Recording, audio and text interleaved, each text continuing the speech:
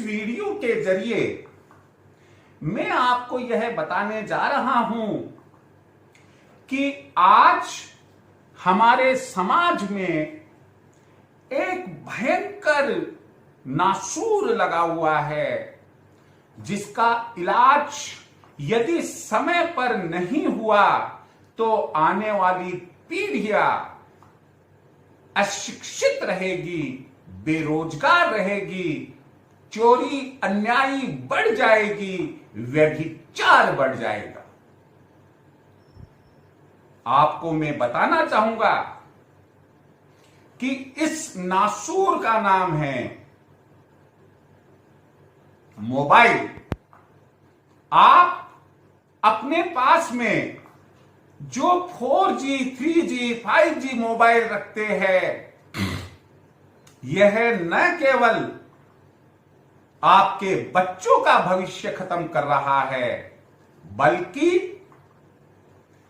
आपको भी बर्बाद कर रहा है, आपके संपूर्ण परिवार की खुशियों को छीन रहा है। मोबाइल एक ऐसा उपकरण है, अगर हम उसका सदुपयोग करते हैं तो इससे अच्छी चीज हमारे पास हो ही नहीं सकती है। अगर पढ़े लिखे हैं आप तो आप पाएंगे कि कोई जमाना हुआ करता था, घरों में लाइब्रेरी में डिक्शनरी हुआ करती थी। एक नहीं कई कई डिक्शनरीज होती थी। नालंदा की dictionary, Oxford dictionary, Cambridge dictionary, Webster's dictionary और ना मालूम कितने प्रकार की एनुअल बुक्स हुआ करती थी। एनसाइक्लोपीडिया, ब्रिटानिका एनसाइक्लोपीडिया हुआ करती थी। लेकिन अगर आज हम बुक्स मार्केट में जाते हैं तो मालूम पड़ता है कि इनका छपना बंद हो चुका। क्यों?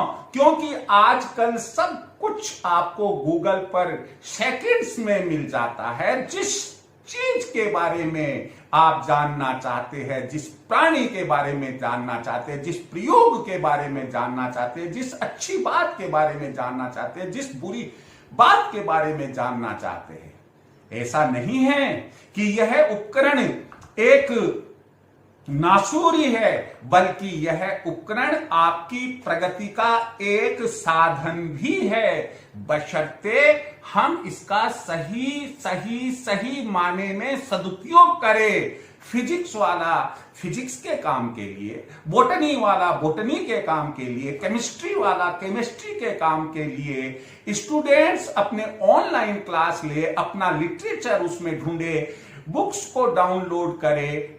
बस महिलाएं पुरुष जिनको संदेश देना है, भेजना है, बस वहीं तक इसको सीमित यदि हम रखते हैं, मानकर चलिए कि आज का सर्वश्रेष्ठ उपकरण डिवाइस हमारा यह हैंडसेट यानी कि मोबाइल है। परंतु आप देख रहे होंगे, सुन रहे होंगे कि दूध पीने वाला बच्चा भी दूध तब पीता है, बिस्किट तब खाता है जब उसके सामने आप मोबाइल चलाते हैं। छोटे छोटे बच्चों को विभिन्न प्रकार के मोबाइल गेम्स की लत पड़ गई है। बड़े बच्चों को ऐसे मोबाइल्स की लत पड़ गई है कि पढ़ाई लिखाई तो सब भूल गए, ऑनलाइन पढ़ना करना तो सब भूल गए, लेकिन वो मोबाइल उनके हाथ से छूटना नहीं चाहिए। आंख सुबह खुलती है तो मोबाइल चाहिए, रात को सोते समय तक उनको मोबाइल चाहिए। आप जानते हैं कि इनका रेडिएशन कितना खतरनाक होता है। ना केवल यह हमारी आंखों को ही खराब करता है, बल्कि लॉस्ट ऑफ मेमोरी, हमारी जो स्मरण शक्ति है उसको भी खत्म कर देता है, हमारी डाइजेशन को खत्म कर देता है, हमारी हेल्थ को खत्म कर देता है, हमारा जो सामाजिक व्यवहार है वह अच्छे की बजाय बुराई के अंदर बदल देता है, व्यभिचार को बढ़ा देता है, चोरियों डकैतियों को भी यह मोबाइल बढ़ा रहा है। तो ना केवल बच्चों के लिए तो नासूर क्या, अगर नासूर का भी नासूर कहा जाए तो वो ठीक रहेगा। इस वक्त जो स्कूल और कॉलेज में बच्चे पढ़ रहे हैं ना, आप उनसे ये पूछ ले यदि गलती से कि बेटा तू 10th में पढ़ रहा है, सब्जेक्ट्स के नाम बता दे। बेटा तू बीकॉम पार्ट फर्स्ट में पढ़ रहा है, सब्जेक्ट्स के नाम बता दे।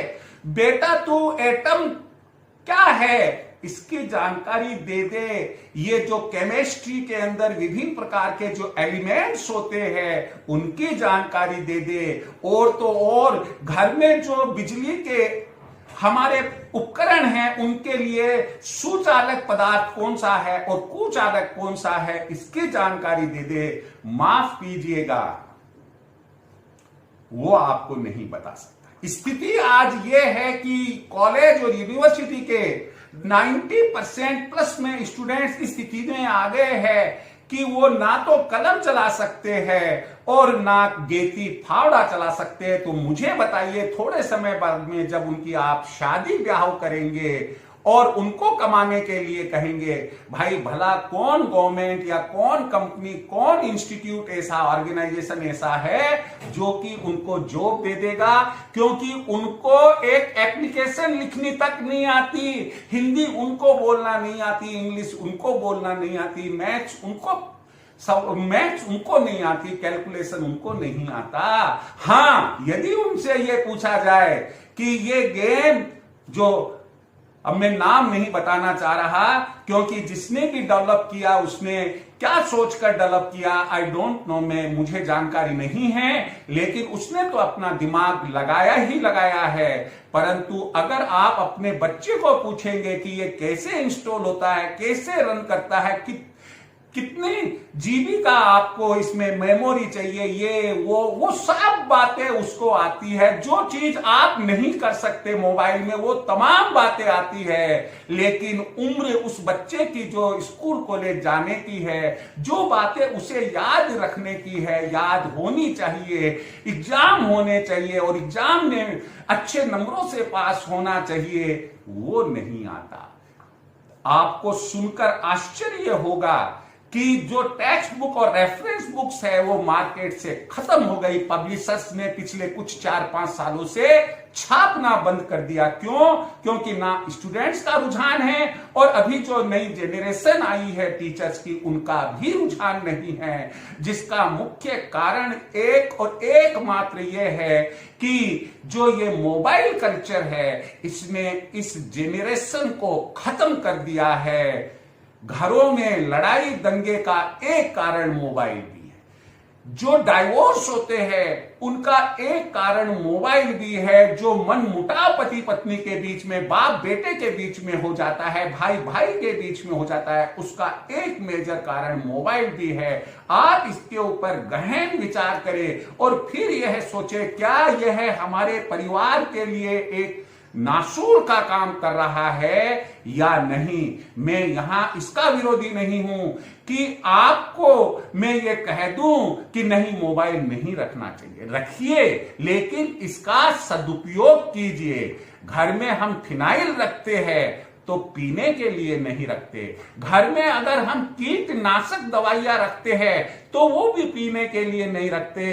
अनाज के अंदर जो पारद की गोलियां डाली जाती है वो खाने के लिए नहीं रखते हैं हम, बल्कि हमें कीड़े मकोड़ों से रक्षा वो करती है। इसी तरह से मोबाइल जो है वह हमें इसलिए रखना चाहिए कि ताकि हम अगर नौकरी पेशा व्यक्ति है तो हमारा कोई काम रुके ना। जैसे अभी ऑनलाइन आपको घरों से काम करना पड़ रहा है, स्वाभाविक है कि आपको मोबाइल की जरूरत होगी। ऑनलाइन पढ़ना पड़ रहा है, आपके पास नोट्स आते हैं, आपके बच्चे के पास में जो टेक्स्ट बुक्स है वो भी वो डाउनलोड करके पढ़ सकता है। आपके पास में मोबाइल होना चाहिए। आपको कोई मैसेज राइट करके भेजना, लिख कर भेजना है, आपके पास में मोबाइल होना चाहिए। लेकिन जो पॉजिटिव बातें हैं जिससे कि हमारी जिंदगी की रफ्तार तेज होती है, जो उद्देश्य इसका है क्या कि जो मैनुअल काम हम काफी समय तक नहीं कर सकते हैं, एक्यूरेसी के साथ नहीं कर सकते हैं, वही मोबाइल ने कंप्यूटर की जगह ले ली और यह एक्यूरेसी के साथ में और हमारे संदेश को, हमारे कैलकुलेशन को और हमारी विभिन्न प्रकार के डेटा को एक जगह से दूसरी जगह ऑडियो वीडियो दोनों रूप में भेज देता है। मुझे उम्मीद है आप मेरी भावना को समझ गए होंगे। मोबाइल आपके पास में भी होना चाहिए, घर में भी होना चाहिए, बच्चों के पास में भी होना चाहिए, लेकिन आप यह चेक कीजिए कि क्या उस मोबाइल का, जिस उद्देश्य के लिए हमने मोबाइल लिया, जिस उद्देश्य के लिए मोबाइल का आविष्कार हुआ है, हम उसी उद्देश्य के लिए अपने जीवन की प्रगति को रफ्तार देने के लिए हम उस मोबाइल को काम में ले रहे हैं। बच्चा अपनी इंटेलिजेंसी को बढ़ाने के लिए मोबाइल काम में ले रहा है, गृहिणी मोबाइल काम में ले रही है ताकि पाक शास्त्र में वह घर बैठे ही निपुण हो जाए, सिलाई में वह घर बैठे ही निपुण हो जाए, हम विभिन्न प्रकार के क्राफ्ट्स के सामान आराम से घर बैठकर ही बना सके। मैं यही कहना चाहूंगा कि अपने आप में मोबाइल कोई ऐसी चीज, ऐसा डिवाइस नहीं है कि जिसको हम ये कह दे कि नहीं, सर ने कहा है कि यह तो नासूर है, इसको फेंक दो। नहीं, ये नासूर तब बनता है जब अति होती है और जब इसका मिसयूज होता है। तो मेरा आपसे यही कहना है कि एक तो दुनिया में अजीबोगरीब बीमारी चल रही है और दूसरी तरफ हमारे बच्चे इस बीमारी से भी ग्रस्त है कि मोबाइल डिवाइस को हम छोड़ नहीं पाते हैं। बच्चे से पूछे कि क्या कर रहा है, आप पाओगे कि वह गेम खेल रहा है। तो ये जो चीजें हैं वह खतरनाक है। एक छोटा सा उदाहरण देकर मैं अपनी बात पूरी करना चाहूंगा यहां पर, और वो यह है कि एक बच्चा रात को सोते वक्त अपने पेरेंट्स से छुपाकर मोबाइल, सर्दियों का समय था, रजाई मुंह तक ओढ़कर और अंदर गेम खेलने लग गया। ना मालूम 2 बजे तक खेला, 3 बजे तक खेला, लेकिन जब सुबह उठा हुआ है तो उसे कुछ भी नहीं दिखाई दे रहा। जोर जोर से वो रोने लग गया, चिल्लाने लग गया, मम्मी पापा, मुझे कुछ भी दिखाई नहीं दे रहा है। आप सोचिए, ये तो नासूर से भी बढ़कर चीज हो गई। अब इसका क्या इलाज है? इसलिए मेरे इस भी बात पर आप विचार करें। मेरा आज यह एक मैसेज, एक संदेश समझ लीजिएगा। अगर मिसयूज हमारा मोबाइल हो रहा है तो उस पर आप नियंत्रण करें, कंट्रोल करें। उससे ना केवल आप स्वयं अपनी तरक्की में 4 चांद लगाएंगे, बल्कि आपके बच्चों का जो भविष्य है वह भी उज्जवल होगा। जय श्री कृष्ण।